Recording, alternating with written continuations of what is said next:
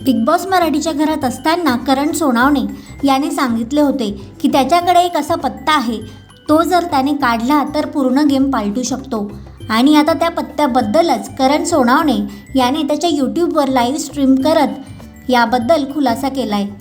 त्याने या लाईव्ह स्ट्रीममध्ये सांगितलं की सुरुवातीला विशाल आणि माझा खूप छान बॉन्ड होता.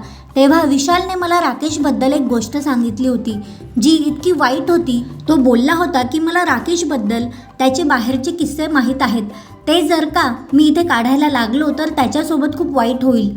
आणि तो किस्सा ऐकून मला आरबीसाठी खरंच खूप वाईट वाटले की जो विशाल आता राखीने त्याच्या पाठीमागे त्याच्याविषयी पर्सनली बोलली तर त्याला इतकं वाईट वाटलं.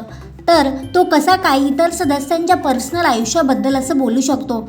जो विशाल सगळीकडे सांगतो की तो जबानचा पक्का आहे, तो कोणाविषयीच पर्सनल बोलत नाही, तो विशाल सदस्यांच्या पाठीमागून इतकं वाईट बोलतो, याचं मला खरंच वाईट वाटलं, असं करण याने सांगितलं.